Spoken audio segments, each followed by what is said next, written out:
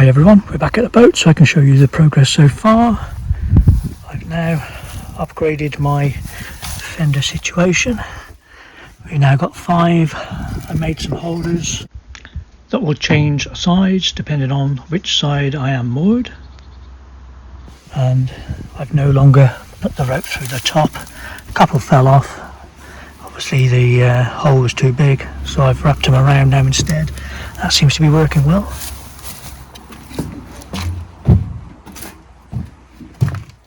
If you'd like to see more boaty content, including the most recent video in which I struggle trying to get the big pump out through the hatch here, I'll leave a link in the description, and if you want to join me over there, I'd appreciate it.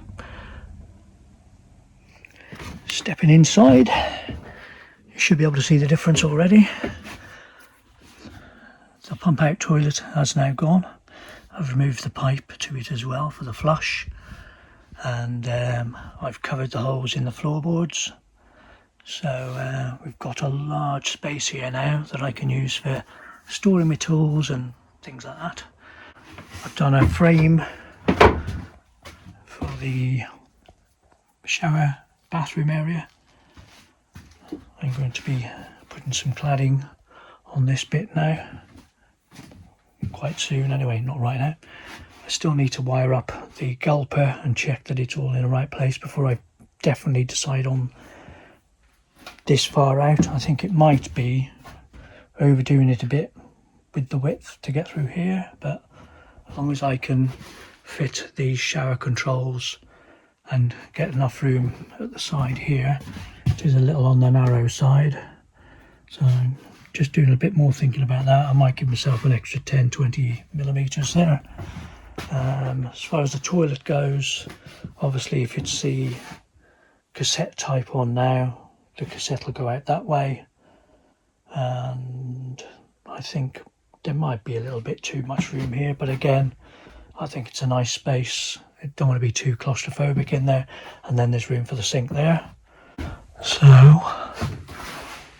yeah, that's the frame that I'm going off. It gives us plenty of room to get around this area. That's going to be worktop and kitchen. I've cleared the space now for the stove, and I'm going to make a box for the stove to go in, try to get it all so it'll just slide in and then fit the stove. Nothing much changed in this area. This side's going to stay as it is until I've got this side sorted. Obviously there's an awful lot of cladding that's come down, and it was just, the battens were just bonded on not very well, and you see here they're the metal rails that hopefully there'll be another one higher up. I think there is just there. So I've got a feeling I'm going to have to take all the cladding down, put some new battens across there and there going down, and then I'll be able to attach the cladding better. I'm going to screw them on. I don't mind screws showing, to be honest.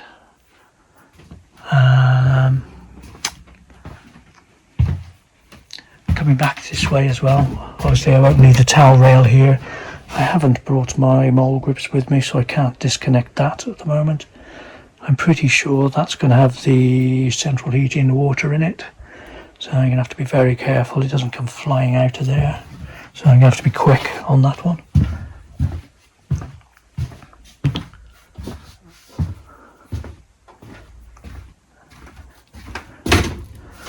That's mainly the battens and things that have come off. I've put them in there just to store them for now, in case I need them. Plenty of the cladding there.